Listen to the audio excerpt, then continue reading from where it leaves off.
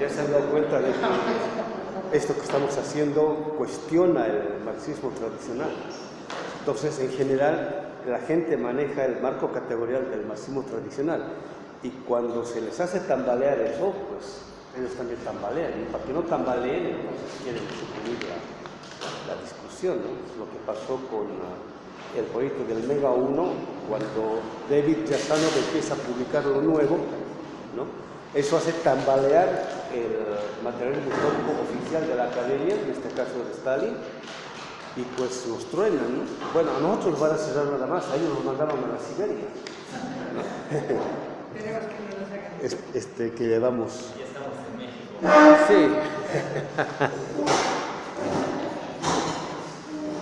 Dos hijos pródigos, tres hijos pródigos, ya están volviendo a aparecer.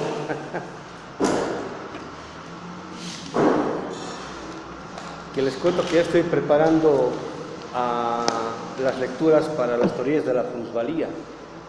Yo he estado revisando ya, así con calma, con todas las hipótesis del material, ¿no? Y me estoy llevando algunas sorpresitas. Si los Grundrisse no han sido tan trabajados como los manuscritos del 44 o el Capital, las teorías de la plusvalía casi no hay comentarios. Digamos el... ¿ah? Es muy bueno me parece que es Claudio Napolinis, quien hace una lectura del valor, la teoría del valor. No. Las teorías de la plusvalía son 3 tomos, 3 volúmenes, ¿no? Porque normalmente, fíjense, fui a una librería de trotskistas en Bolivia. Entonces le digo, estoy buscando las teorías de la plusvalor. Ah, sí, en el Capital hay varios sobre la teoría. Dice, no, tú le encuentras, jamás en su vida habían visto el libro siquiera, ¿no? Y está publicado por Editorial Cartago, por Editorial Crítica de Grijalva y por el Fondo. Y esto se encuentra buscando los 3 volúmenes de las teorías de la plusvalía, son los manuscritos del 61 al 63. Y no hay, ¿no? Y no ha tenido mucho tiraje, por decir, ¿no? En una de las teorías de hierro de Donceles, yo los compré hace 6 meses, tenían 3, o sea, tenían 9. Sí, bueno, si puedes hacer la gauchada. Yo los tengo en fotocopia, ¿no? Pero no es lo mismo tener fotocopia que tener en libro, ¿no? Yo los tenía en la década del 90 y los vendí porque yo no podía cargar más que 2 maletas, nada más, y todo el resto lo vendí, regalé, etcétera, etcétera, ¿no? Bueno, entonces, prácticamente el único trabajo sistemático es el de Dussel. Y mi hipótesis es que lo que Dussel ha desarrollado en hace un más desconocido, que es el trabajo sobre los manuscritos del 61 y 63, es bastante descriptivo. O sea, no se mete, digamos, a lo filosófico en sentido profundo, ¿no? Esa es mi hipótesis. Primero. Segundo, la introducción que le hace el email, el Instituto Marx Engels Lenin, que es quienes hacen la segunda edición de la teoría de la plusvalía, porque la primera la hizo Kautsky. La cancelan totalmente la de Kautsky porque supuestamente le metió las manos de modo horroroso a la edición del texto, porque son puros cuadernos de apuntes, notas, todo eso. Vamos a suponer que haya sido así. Yo tengo en parte mis dudas por lo siguiente, porque nosotros sabemos por cartas y documentación de que Engels le enseñó a Kautsky personalmente, que les dije, cómo leer, transcribir a Marx y editar, ¿no? O sea, Engels le enseñó personalmente eso a Kautsky, porque Engels se muere en el 95, ¿no? Y él le había publicado en el 94 el 3er tomo del Capital, y él quería publicar las teorías de la plusvalía. No puede porque ya está a punto de morirse. De hecho, meses después de escribir la introducción a las teorías de la plusvalía, pasó a mejor vida, ¿no? Entonces, Kautsky se queda con la tarea y publica él como el tomo 4 del Capital y le mete mano, ¿no? Ahora bien, yo voy a decir de Kautsky lo mismo que digo de Althusser, ¿no? Althusser tiene una mala interpretación del método en Marx, ¿no? Pero yo nunca voy a decir es que Althusser dijo, no, Marx no sabe, o está mal, o yo lo voy a corregir, o no, sino porque él parte de una visión de lo que es la ciencia, y en este caso el método, que tiene poco o nada que ver con Marx, entre lo que le sale es otra cosa. En Kautsky yo creo que es algo así, ¿no? O sea, no hace lo que hace por malo, ¿no? En el sentido de que yo voy a transformar, voy a dar mi propia visión y voy a ser continuador de Marx, no, nada de eso, ¿no? Sino porque él tiene otra visión de la historia, de la economía, etcétera, etcétera, ¿no? Entonces, desde esa perspectiva son los presupuestos, lo que siempre estoy diciendo. Desde esos presupuestos se relaciona de otro modo con la parte histórica, en este caso con las teorías de la plusvalía, y hace la edición que hace. Desde el marxismo oficial eso es un agio, por decir, un adulterio, ¿no? ¿Cómo se llama? Bueno, todo lo peor que ustedes se pueden imaginar. Pero es en el momento en el cual a Kautsky se lo está acusando de revisionista. Él está en contra del tipo de leninismo en el cual ha devenido a Stalin, ¿no? Entonces lo acusan de todo, de lo peor, y junto con él, digamos, todo sobre todo, y hacen una nueva edición que es las teorías de la plusvalía, y eso es lo que traduce por segunda vez a Wenceslao Rosas, que es lo que tenemos por la editorial, por el Fondo de Cultura Económica, ¿no? Bien, sin embargo, ahora tenemos la edición crítica del Mega, les decía, son la segunda redacción del Capital. Entonces, yo voy a conseguir ahora eso, ¿no? Porque antes estaba en 6 volúmenes, ahora esos 6 volúmenes se convirtieron en un solo volumen. Es un chonchononote así, que de grande, ¿no? Entonces, hay dos hipótesis de por medio, muchas gracias. La primera es la siguiente. Dussel dice que él ha hecho un comentario completo de los manuscritos del 61 al 63. Yo le creo. El director del Mega, Gerald Hofmann, a mí me dijo en 2011, ¿no? Lo que el marxismo conoce son solamente los 3 primeros volúmenes, porque son 6 volúmenes. Y los restantes 3 no lo conoce nadie, porque recién los acabamos de editar. No, entonces él me dijo, ¿no? Los primeros 3 volúmenes son puros cuadernos de notas y apuntes de Marx, cosa que es cierto, así empieza la teoría de la plusvalía. En cambio, ¿cómo se llama? Los 3 siguientes volúmenes, que lo más importante, que son puras reflexiones de Marx, nadie le ha comentado, ¿no? Y supuestamente él conoce lo que Dussel ha hecho. Entonces, eso quiero confrontar, ya no con las teorías de la plusvalía que nos conocemos, sino con la edición crítica del Mega. ¿Sí se entiende? Entonces, eso a mí me impediría el siguiente semestre continuar directamente con las teorías de la plusvalía, porque no tendría el material. ¿Sí se entiende? Bueno, esta lectura que estamos haciendo ahorita de los Grundrisse es posible por lo siguiente, porque yo he seguido intuitivamente y también con cierta intencionalidad lo que dice Marx, lo que dice Dussel y lo que dice Hinckeländer, que para conocer o entender la anatomía del mono hay que partir de la anatomía del ser humano, o sea, del momento más elevado y superior, remontarse a lo previo. Entonces nosotros hemos empezado con el Capital, ¿no? Ya di 4 seminarios y de ahí nos estamos remontando al primer momento previo. Bueno, toda la introducción que hacen los del email de las teorías de la plusvalía da a entender que es, en sentido estricto, un libro económico, ¿no? O sea, no hay, digamos, el menor indicio de que sea un texto no solamente económico, sino más allá de lo económico, ¿no? Entonces, para hacer una revisión a aprehensión, miren la presunción mía, ¿no? Que vaya más allá del tipo de trabajo que ha hecho Dussel sobre los Grundrisse y el Capital, y en este caso de las teorías de la plusvalía, que no sea un comentario del modo como Dussel ha hecho esa recepción, sino que vaya más allá, y eso nos pondría en la discusión mundial. Entonces de aquí me voy a saltar de nuevo al Capital, y del Capital vamos a volver a las teorías de la plusvalía. Estoy pensando eso, ¿no? Digamos como otra forma preparatoria para, ¿cómo se llama? Del principio al fin, del final, o sea, del abstracto, lo concreto, y así sucesivamente, para ver cómo es que podemos hacer una aprehensión, recepción lo más óptima posible. O sea, que nos ponga realmente delante de toda la discusión. ¿Qué les parece? Eso estuve cavilando hasta las 3 de la mañana anoche. Revisando todas las cosas bien, confrontando ya con calma todo eso, ¿no? Y que nos pondría literalmente en otro plano, ¿no? Así les digo, literal, siempre estoy revisando qué están diciendo, qué no están diciendo, etcétera, etcétera, ¿no? ¿Alguna pregunta al respecto, compañeros?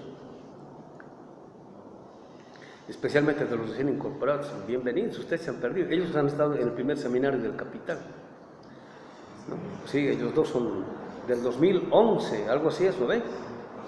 Y después de eso se han perdido el 2000, eso fue el 2011. Yo ahí había dado un seminario del Capital en Bolivia, el seminario de la fenomenología y el seminario de la ciencia de la lógica. Después fue el 2013. Ah, no, entonces ustedes estuvieron en el 2013 porque fue con latinoamericanos. Esa vez lo replicábamos, acabábamos de llegar del Mega, y después en el 2014 a Costa Rica, ¿no? Y ahora, ¿no? Y ahora. Pero digamos, antes habría sido solamente el Capital y ahora hemos vuelto, digamos, estamos haciendo sobre los Grundrisse, ¿no? ¿Alguna otra pregunta? Esos 3 tomos de la teorías de la plusvalía. Dice el compañero que los Donceles. Lo tienen, por si acaso, en la bibliografía que está en PDF. Por si acaso. ¿Y los de luces? No, el de la plusvalía. Yendo del Zócalo hacia Brasil, a la derecha en Donceles, como unos 4 locales, hay uno muy grande, pero tiene unos muy caros, viejos, así, muy antiguos. Pasando unas 3 librerías de viejo más, y ese tiene 6 meses, pero yo encontré 3 juegos, unos 280, los 3 tomos. ¿Y es el de Roser? ¿Perdón? ¿Es la traducción de Roser? Es la del Fondo de Cultura. Ah, sí, la de Roser. Podemos ir ahorita mismo. No, porque yo estoy buscando ese dato. ¿no? Porque voy a comparar eso con, ¿cómo se llama? Con la edición del Mega, ¿no? Cosa que casi nadie ha hecho, digamos, ¿no? Así igual el capítulo 6 inédito, yo he visto un solo estudio, y es el de, no es Claudio Napoleoni, es alguien similar, que está por la editorial Era, eso también lo tengo. No sé, creo que es uno de Mesaros, No. Pero sí, lo he visto también, ese que dice usted. No, y igual son poquitos los que hay, ¿no? Sí. Y los comentarios del Capital son en la línea tradicional, que ahorita vamos a ver. He estado revisando de nuevo el de los Rosdowski, ¿no?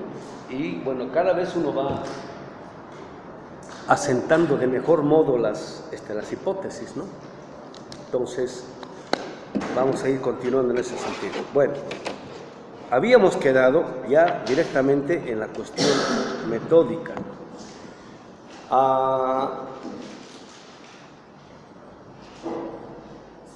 Ustedes 3 que el semestre anterior no han venido, yo les sugeriría de que revisen todos los audios o los videos del curso anterior, ¿no? Donde hemos ido avanzando hipótesis respecto a lo que vamos a decir ahora, ¿no? Ahora ya lo decimos así de modo contundente, pero antes hemos ido preparando el camino, ¿sabes? Hemos ido preparando el terreno para que no caiga como un mazazo, ¿no? Porque a veces un mazazo nos lo deja más tonto de lo que estaba antes, ¿no? Entonces, para que estoy en la página 34, ¿lo ven? De los Grundrisse. Igual es la página de Facebook, ¿lo ven? Nuestra página se llama la Cátedra de Riquedusa. ¿no? Ahí está toda la bibliografía. Esto está en PDF, todo lo de uso en PDF, todo lo demás en PDF, otros trabajos más que hemos puesto, todo está en PDF, o sea que no hay. ¿Perdón? Cátedra Enrique Dussel. Sí, cátedra _UACM, así es, ¿lo ven? _UACM. Y ahí está toda la bibliografía. O sea, no tienen que comprar nada, todo eso, ¿no? Ya el que quiere ya trabajar de otro modo, pues se compran los libros, ¿no? Entonces hemos quedado en el pie de página 5. Entonces, Dussel, lo mismo que Rosdolsky, están insistiendo mucho en... No traje el libro de Rosdolsky, no sé por qué. Que la relación entre el modo como está desarrollando Marx, metodológicamente hablando, su investigación respecto del capitalismo, está estrechamente ligada a su discusión, diálogo con Hegel, ¿no? Entonces, en ese sentido, fíjense lo que dice Rosdolsky. Él dice, su libro está publicado el 60 y tantos, creo que el 67, ¿no? Él dice explícitamente que el marxismo anterior a él, al no haber trabajado Hegel en profundidad para conocer el modo como es que desarrolla y va más allá de Hegel-Marx, entonces el marxismo del siglo XX, por un lado no entendió Hegel, por otro lado no entiende Marx. Él también lo dice, el propio Rosdolsky dice.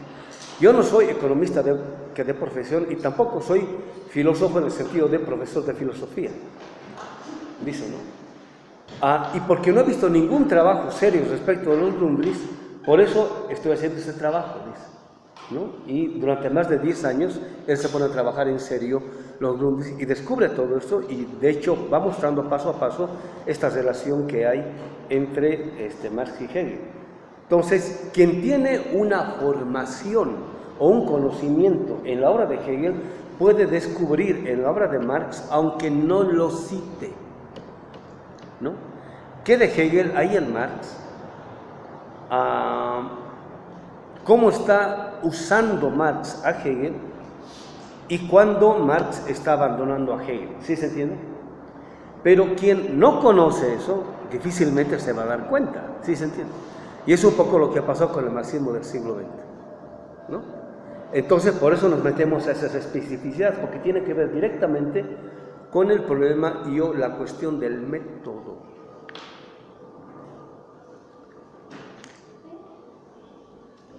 Me acaban de escribir unos compañeros de la Universidad Pública de El Alto. El Alto en La Paz es como decir o Ciudad Neza o si no Iztapalapa. Entonces ahí hay una universidad, digamos, bien popular, ¿no? Y ahí están, digamos, los radicales, pero radicales, ¿no?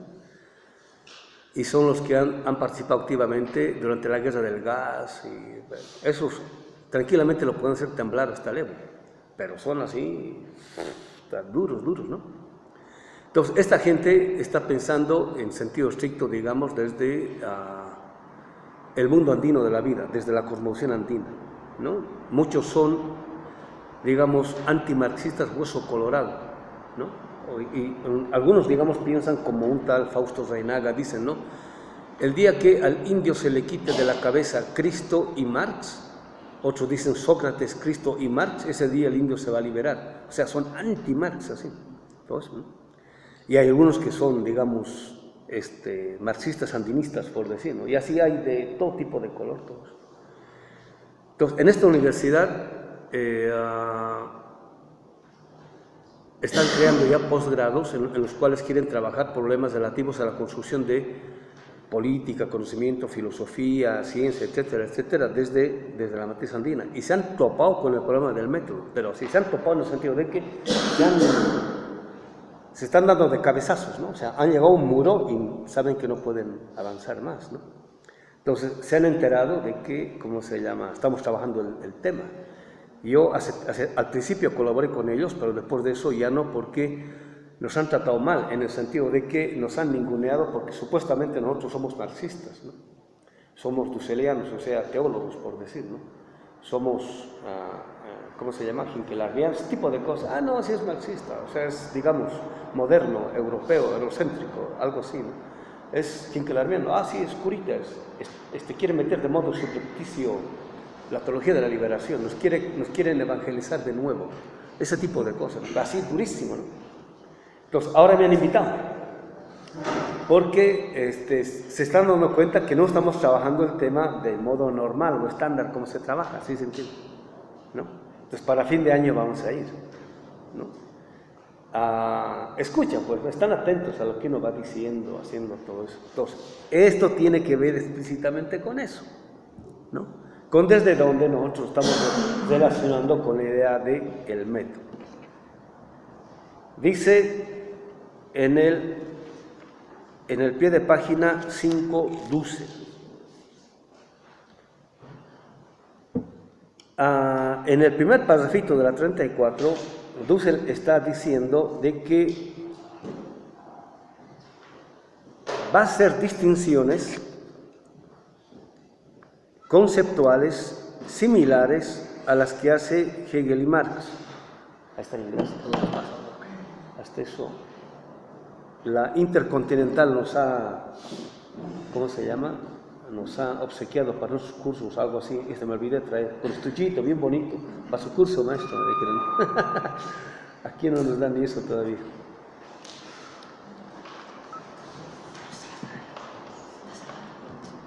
Dice Dussel, vamos a utilizar conceptos para movernos indistintamente en los planos apariencial, fundamental, esencial, superficial, ya sea fenómeno, apariencia, de existencia de eso, ¿no? Por un lado los utiliza Hegel, por otro lado los utiliza Marx, ¿no? Entonces viene el pie de página. Más adelante indicaremos la cuestión en la nota 5 del capítulo 3.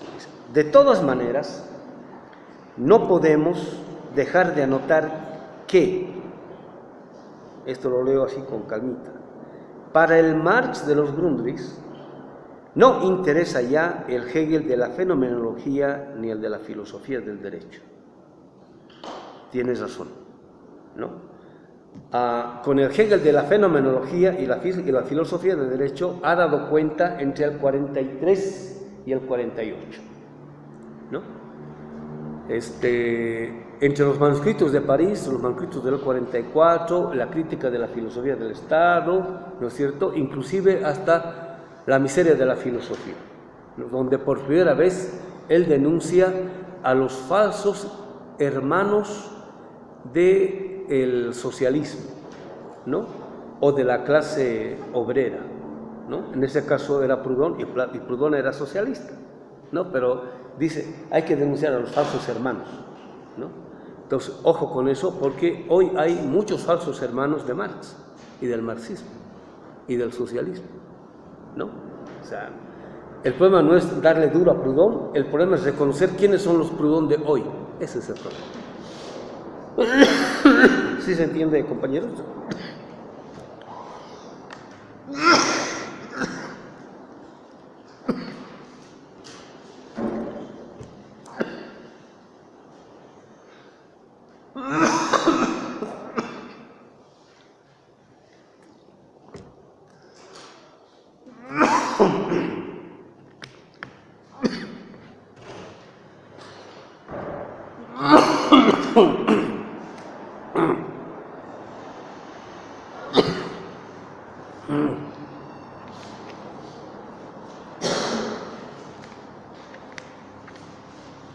Sino el de la lógica, en este caso la ciencia de la lógica. En el tiempo de Marx, en el tiempo de Hegel, porque la ciencia de la lógica había tenido una edición no muy voluminosa, lo que circulaba más era la lógica menor, que es la tercera parte de la enciclopedia, ¿no? que es un resumen de la ciencia de la lógica. Ya le decían la lógica, ¿no? De hecho, hay una edición de la lógica menor en 2 tomitos, por una editorial, no recuerdo, ¿no? Pero es mejor siempre la ciencia de la lógica. Y ahora están sacando una edición crítica en 2 tomos, ¿no? Porque Hegel al final de su vida decide reescribir la ciencia de la lógica. Entonces reescribió la doctrina del ser y parte de la doctrina de la esencia. Pero se murió y ya dejó colgada la doctrina del concepto, que es la más fundamental para nosotros, ¿no? Entonces, en cuanto a contenido, digamos, no, está bien. Lo que pasa es la contaminación. Como viene corriendo todo eso, me pasa ese tipo de cosas. Además que estoy saliendo de una gripe todo recién. El anterior lunes me contagié, o me dio porque salí y empezó a llover, ese tipo de cosas. Pero según la lógica andina, que sería lo siguiente, dije una verdad muy cruda que molestó a los espíritus del enemigo y por eso me atacaron a la garganta para que no siga hablando. Esa es la interpretación de ellos, ¿no? Tiene sentido, ¿no?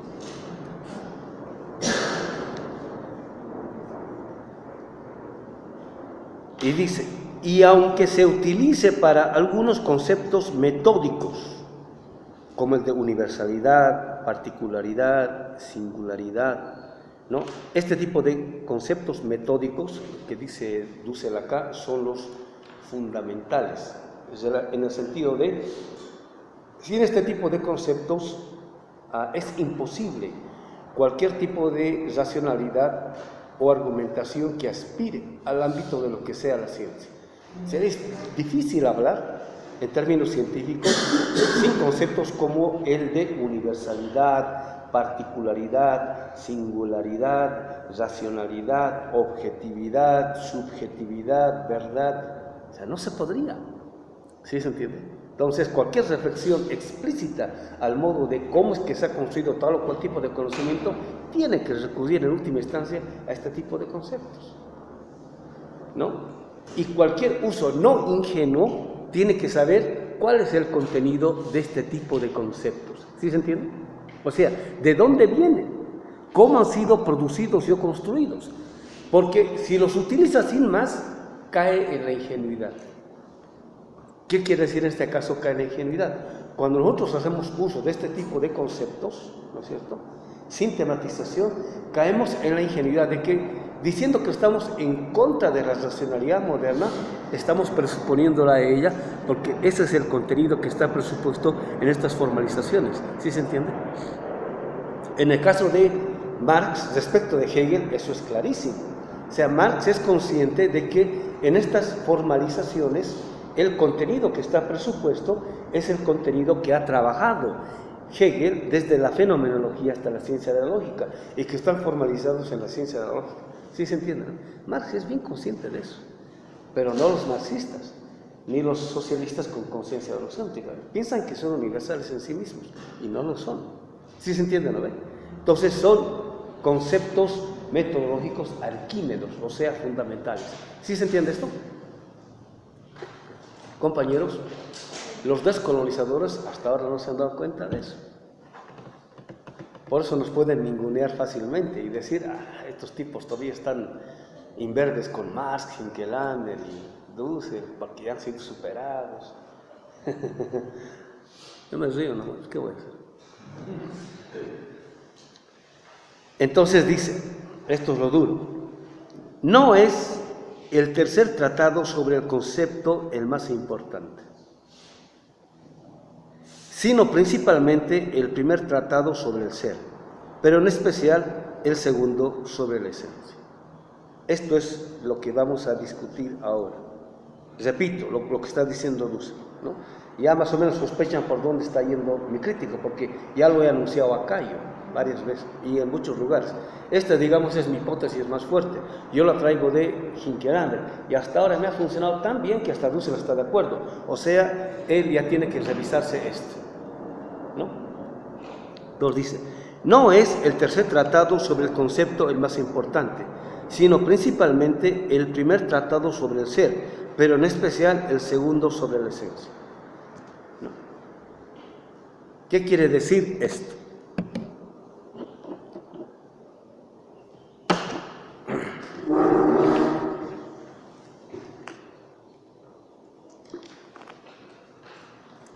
En esto ustedes tienen que ser expertos o duchos.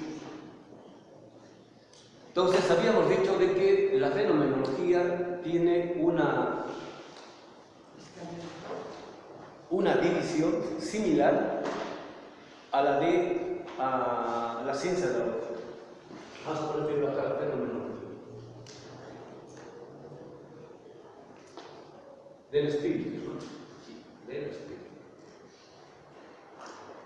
¿Se acuerdan que de la metáfora que utilicé de las escaleras al cielo? Entonces, la fenomenología son las escaleras que elevan a la razón desde el mundo de la vida cotidiana, desde el pensamiento común hasta el ámbito de lo que sea la razón. Por eso empieza con el entendimiento, o sea, el mundo como, digo, la forma en la cual el pensamiento común utiliza la razón en la vida cotidiana. Entonces, todo el mundo razona así. Piensa que, digamos, lo que yo soy no tiene nada que ver con ustedes, o esto no tiene nada que ver con el resto, etcétera, etcétera. Digamos, por eso, hasta, por decir, digamos, soy hijo de Slim. Si hay pobreza en México, no es mi culpa eso. Tengo que ver, yo no he hecho nada, yo no he explotado a nadie, eso no tiene nada que ver conmigo. Digo, así es como razona, digamos, mamá, ¿por qué somos pobres? Así un niño, digamos, en esta palabra.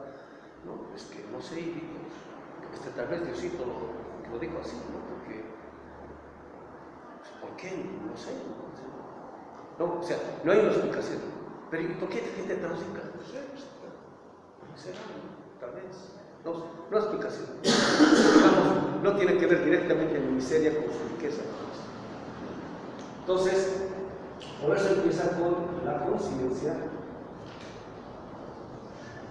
Se eleva a la autoconciencia,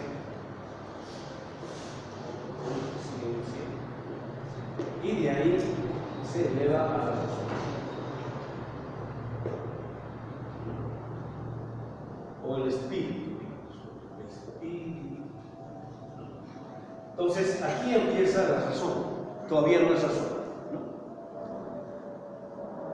Aquí está el plano en el cual cualquier ser humano piensa, tiene sus dudas, etcétera, etcétera.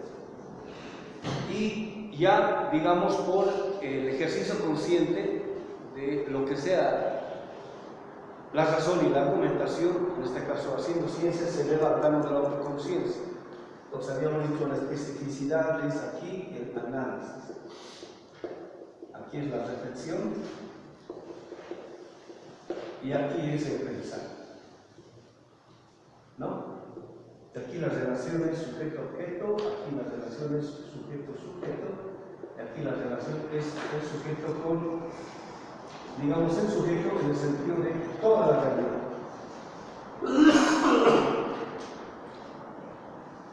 Entonces, aquí es donde nos enfrentamos a lo abstracto en sentido estricto, y aquí estamos en el ámbito de lo que sea concreto. En el mundo de la vida cotidiana pensamos que porque estamos en contacto con las cosas estamos en lo concreto, ¿no? Y cuando estamos en las ideas estamos en lo abstracto, por decir, pero en realidad es al revés, ¿no? Entonces esta escalera, ¿no?, estaría descrita en la fenomenología del espíritu, ¿no? Entonces es el camino como es que uno puede desasnarse, ¿no?, o dejar de ser ingenuo y empezar a pensar. Entonces, el último capítulo se llama Das Absolute Wissen, el conocimiento absoluto. Absoluto quiere decir no fundado, ¿no? O sea que no hay una fundamentación afuera, no hay una determinación afuera, sino que por sí mismo se ha dotado de la capacidad de autojustificarse a sí mismo. Esto quiere decir que en la modernidad la razón ha llegado a este estadio en el cual ahora ya no depende de nada, ni de la naturaleza, ni de la evolución, ni de Diosito Santo, no nada. Ahora sí empieza a pensar en sí mismo, por sí mismo, desde sí mismo, etc. Entonces, de acá pasa a la ciencia de la lógica. De la lógica. ¿No?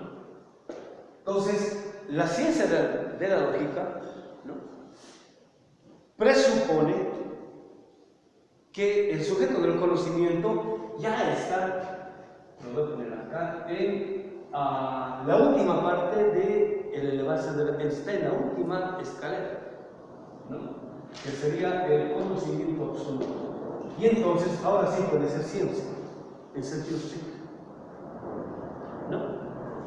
Entonces, la ciencia de la lógica presupone esto, ¿no? Y Marx presupone la ciencia de la lógica, ¿no? En la ciencia de la lógica, la división es similar. Aquí sería la doctrina del ser. Aquí sería la doctrina de la esencia. Y aquí sería la doctrina de la concepto. ¿No? Que la diferencia entre la fenomenología y la ciencia de la lógica es que acá el sujeto del conocimiento no sabe desde el momento en qué parte, a dónde va a llegar, ¿no? Aquí el sujeto del conocimiento, independientemente de que ahora parta de entes singulares, ya sabe, porque presupone hacia dónde tiene que llegar. ¿Sí se entiende? ¿No? Ya sabe. Y este es el lenguaje que utiliza Hegel en la ciencia de la lógica, ¿no? Entonces dice, por ejemplo, ¿no?, los ingenuos, me estoy inventando, estoy exagerando, ¿no?, piensan de que todo es puro ente al interior del ser.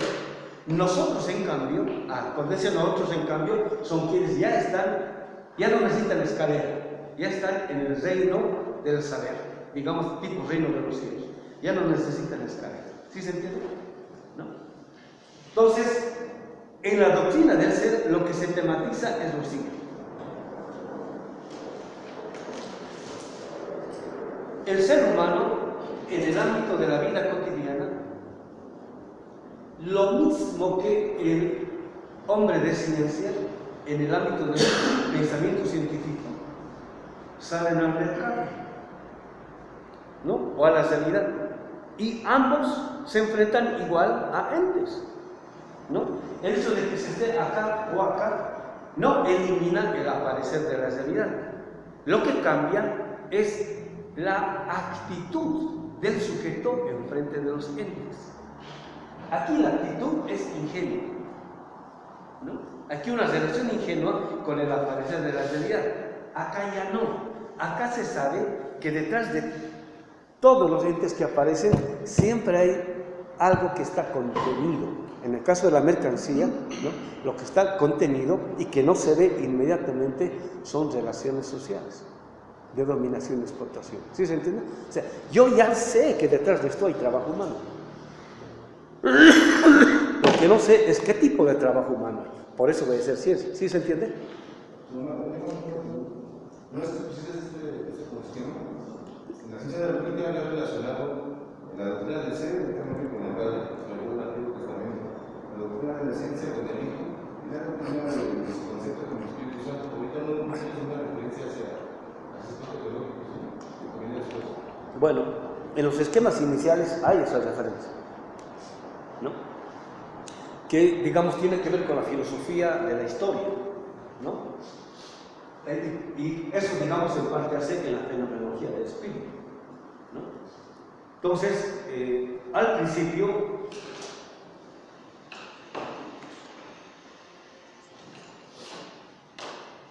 no lo digo yo, lo dicen los grandes hegelianos, hay algo así como una teodicea en toda la filosofía de Hegel. Karl Rohde, por ejemplo, es un filósofo del tipo de Heidegger, de origen judío. Él dice que toda la filosofía de la historia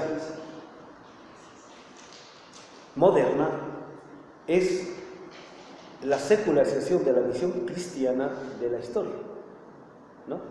Y esta es su formalización más óptima y o idónea, ¿no? En este sentido, aquí había una formalización del modo como el espíritu de la cristiandad habría visto toda la creación, ¿no? Al principio se revela el Padre, después el Hijo y después de eso el Espíritu Santo. Esos son los esquemas iniciales. No se tiene que secularizar, pero iremos con calma, ¿no? Que tampoco hay que forzar las, ¿cómo se llaman? Las interpretaciones, ¿no? Porque eso es un poco lo que voy a decir, lo que está contenido en la idea de razón. Pero ahí vamos a ir con calma, porque es la hipótesis más dura que estoy manejando yo, ¿no? Bueno, entonces, el sujeto del conocimiento, cuando se enfrenta a los entes ya en posición de conocimiento, él nunca va a preguntar respecto, sí, ¿qué es esto en tanto que esto? A ver, para conocer esto, ¿qué tengo que hacer? Tengo que medirlo, pesarlo, descomponer sus partecitas para ver qué tipo de composición química, atómica hay en esto, qué colores, todo tipo de cosas. Así nunca va a entender lo que sea esto, ¿no? Dice Marx, ¿no? Nunca en última instancia va a explicar el porqué de esto, porque quiere entender esto al margen de. Esa es una abstracción en el más sentido de la palabra. Entonces, dice, lo que yo tengo que hacer es no solamente qué es aquello que está contenido en esto, sino cómo es que esto está relacionado con el todo, ¿no? A partir de esto yo puedo abrirme, y por eso dice en el Capital, lo que está contenido en la mercancía en última instancia es el modo de producción capitalista. O sea, por eso el tomo 1, el primer capítulo es el de la mercancía, y en el tomo 3 es el mercado mundial, ¿no? Entonces va ascendiendo de lo abstracto, haciendo una reconstrucción total de lo concreto.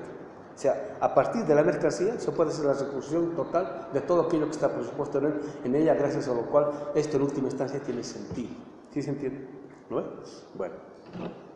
Entonces, esa actitud no está, ¿no? Entonces, por eso esta ya no es ingenua, aunque se esté enfrentando a ellas, ¿no? Y por eso inmediatamente sabe de que este ente como ente tiene sentido al interior de una totalidad. O sea, al principio me parece de modo desordenado e inconexo.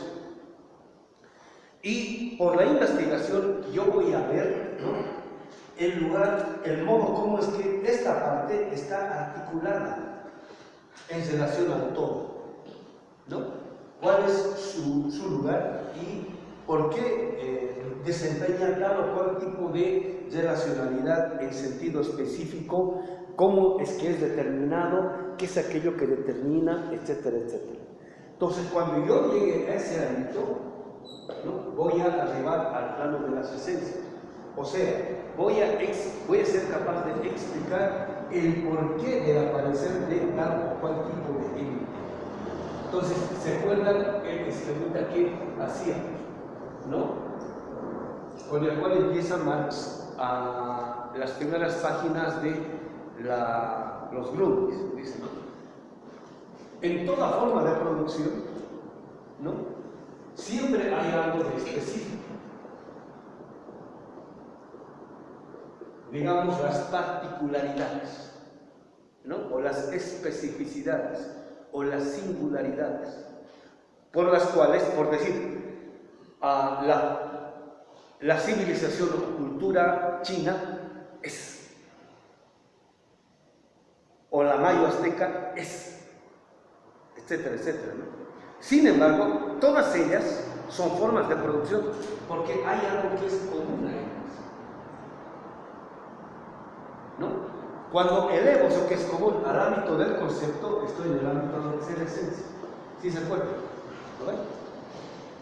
¿Por qué? Porque estoy siendo capaz de explicar con argumentos el porqué de las especificidades, ¿no?, gracias a lo cual aparece, digamos, a tal o cual tipo de forma de producción, ¿no? Entonces, cuando estoy en el plano de las esencias, yo estoy siendo capaz de explicar el lugar que ocupan los entes en el aparecer, o sea, en el contexto del ser, nunca me aparecen de modo caótico, nunca están de modo caótico, aunque en apariencia parezca eso. Yo, como sujeto de la investigación, parto siempre del a priori de que, aunque aparezca de modo caótico, siempre detrás de ello está contenido cierto tipo de orden, ¿sí se entiende? Entonces, cuando yo soy capaz de descubrir eso y explicar, entonces me he elevado al grado de licencia. Puedo explicar el porqué del aparecer de los entes. ¿Por qué? Porque estoy presuponiendo eso, y eso es inherente a la racionalidad dialéctica. ¿Sí se entiende? ¿No? Pero vamos a dar cuentas varias veces, porque esto no es fácil. Ese es el problema, digamos, metodológico como contenido de la racionalidad dialéctica. Si ustedes agarran bien este tema, investiguen lo que investiguen, están trabajando del modo como es que Marx trabajaba, ¿no? Y eso automáticamente les va a permitir a ustedes tener la posibilidad de tener certidumbre de que lo que están produciendo tiene que ver con la verdad. ¿Sí? Bueno, entonces, hasta aquí no hay prácticamente ningún problema, ni con Hegel, ni con el marxismo del siglo XX, ni con Rusia. ¿No? Vuelvo al texto. Dice: no es el tercer tratado sobre el concepto el más importante, sino principalmente el primer tratado sobre el ser, pero en especial el segundo sobre la esencia. Esencia para Marx es la esencia para la lógica de Hegel, en su contenido formal, eso es cierto. Lo material, eso es cierto. Entonces, básicamente, hasta ahí no hay ningún problema. Hasta ahí estamos de acuerdo, ¿no?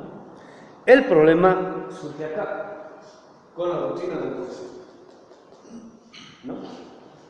Entonces, el marxismo del siglo XX, hasta Dussel, piensa de que Marx se relaciona en sentido óptimo con Hegel en términos de una problematización de la doctrina del ser y la doctrina de la esencia. ¿Está bien? Estamos de acuerdo con eso, ¿verdad? Viene Hinckelhammer y tira por tierra esta hipótesis. Entonces, yo no estoy diciendo, yo he descubierto esto. Yo estoy diciendo, yo me doy cuenta de esto gracias a Hinckelhammer. ¿Sí? ¿Sí, compañeros? ¿No? O sea, siempre hay que reconocer la fuente de la cual uno está partiendo.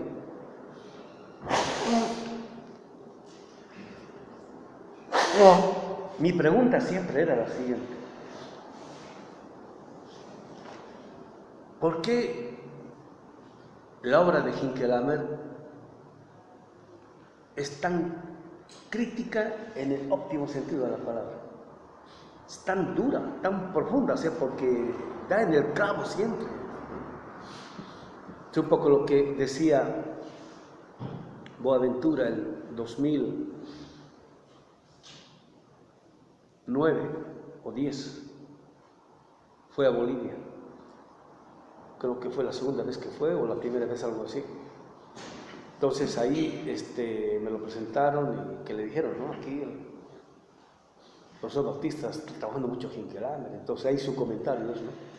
Sí, no, ese es muy bueno, no, ese es duro.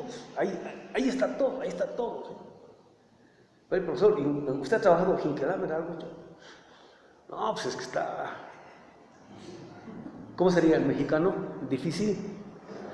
¿Ah? ¿Ah? No, algo así como está canijo, ¿cómo sería? ¿Ah? Eso, así sería. Así tienen que decir. O sea, ustedes tienen que mexicanizar el lenguaje crítico de Marx. O sea, tienen que hacer hablar a Marx en mexicano para que el mundo de la vida cotidiana, para que el pueblo entienda a Marx. ¿No? O sea, porque si le hablan en otro lenguaje, el pueblo no entiende. ¿Sí se entiende? Ustedes tienen que hacer hablar a Marx en mexicano, como dirían así, bien chido. Ese día no hay Peña Nieto que se resista. Y no se van a necesitar partidos políticos, nada de eso. Y así les apuesto mi cabeza. ¿Sí se entiende? ¿No? Es tarea de ustedes, es chamba de ustedes, pero lo estoy hablando en mexicano, para que entiendan bien, ¿no? Entonces, tienen que hacer hablar en mexicano a Marx, ¿no? Y no tengan, ¿cómo se llama?, problemas o prejuicios, ¿no? Es que, ¿qué va a decir la academia? El problema es qué va a decir el pueblo, ese es el problema, ¿no? Para presentar al examen sí lo pueden presentar formal, pero cuando lo publiquen, póngale chido, picudo, todo tipo de cosas, porque así entiende el pueblo y se identifica con eso. Dice, este es carnal, o sea, cuando dicen eso, este es carnal, no están hablando de ustedes, están hablando de Marx. Y entonces ahí Marx ya es parte de la revolución de este pueblo. ¿Sí se entiende, compañeros? ¿No? Y eso a mí me han dicho a los compañeros luchadores bolivianos. O sea, fíjense, ¿no? Usted está haciendo hablar a Marx en boliviano. Recién me he dado cuenta. Por eso siempre pregunto por las palabras apropiadas, adecuadas.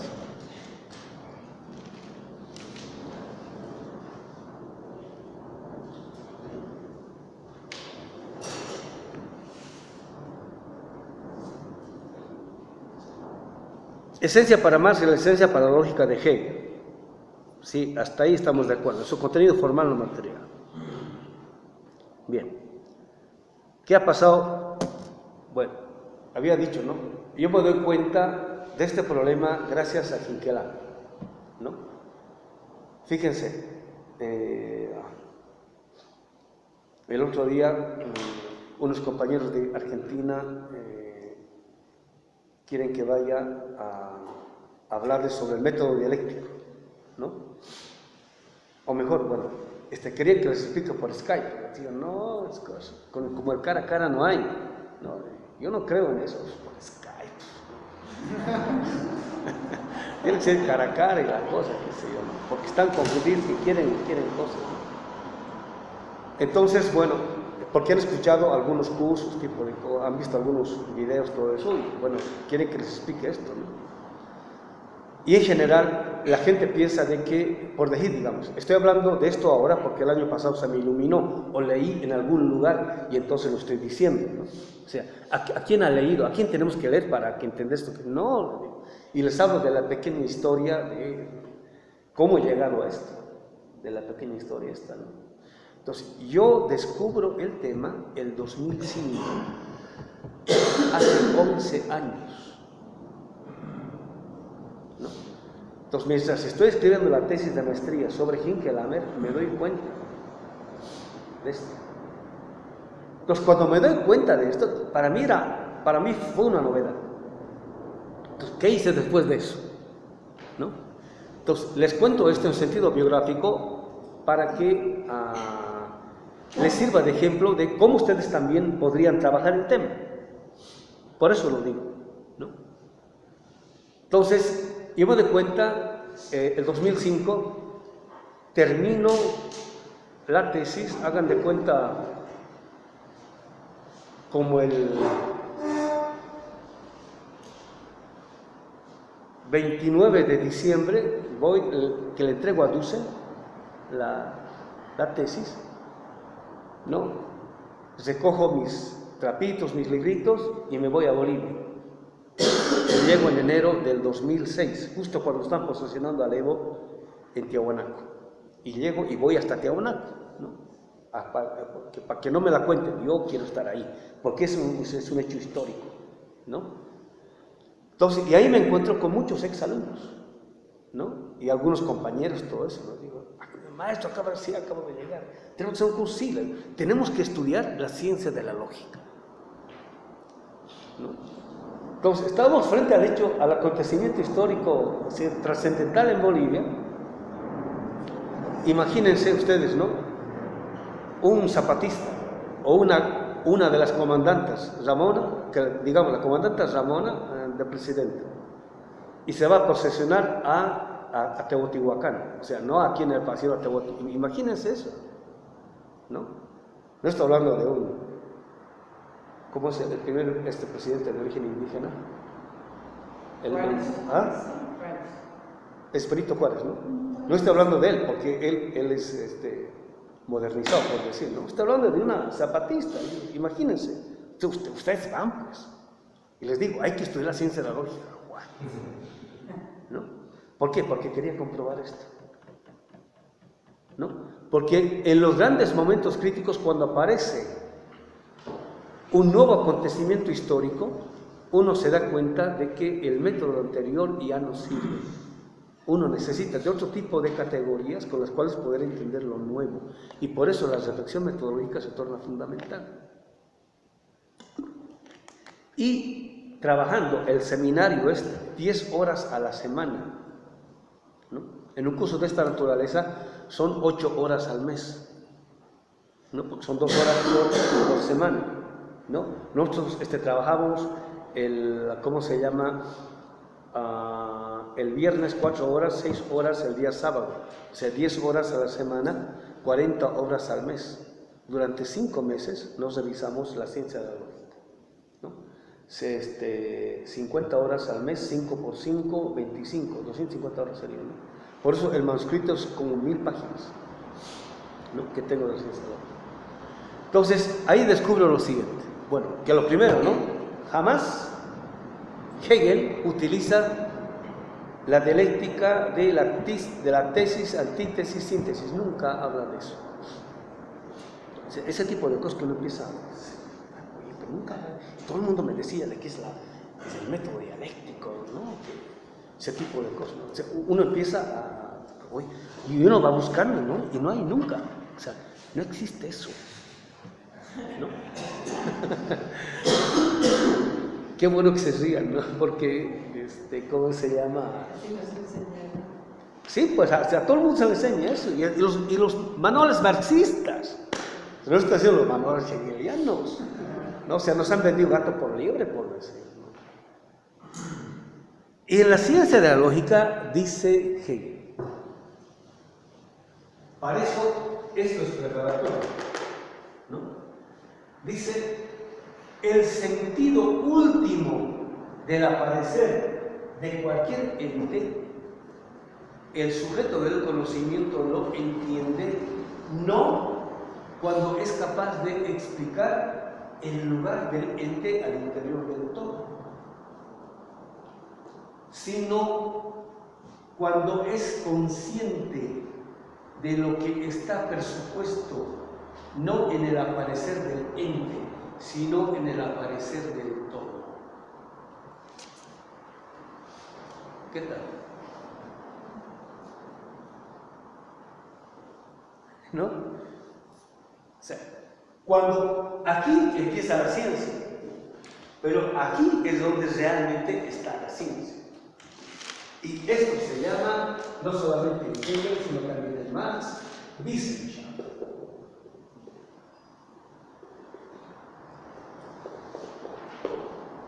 ¿No? Cuando uno está en la doctrina del concepto, porque una cosa es descifrar lo que está presupuesto en el aparecer del ente, otra cosa es descifrar lo que está presupuesto en el aparecer del ser humano, y otra cosa es descifrar lo que está presupuesto en el aparecer del todo. Este todo es la modernidad. ¿Sí se entiende? ¿Qué es aquello que está presupuesto en el aparecer de la modernidad? La idea de Dios cristiano, protestante, luterano, burgués, alemán, capitalista, europeo, moderno, occidental. ¿Qué tal? Entonces dice, solamente en la modernidad uno puede tener esa tal revelación, ¿no?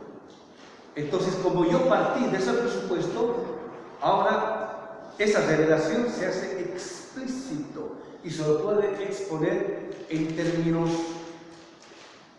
racionales, y para eso produce esta idea de razón.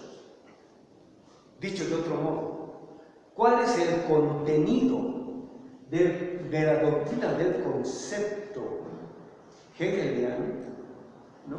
Es el la idea de Dios, protestante, luterano, alemán, burgués, europeo, moderno, occidental.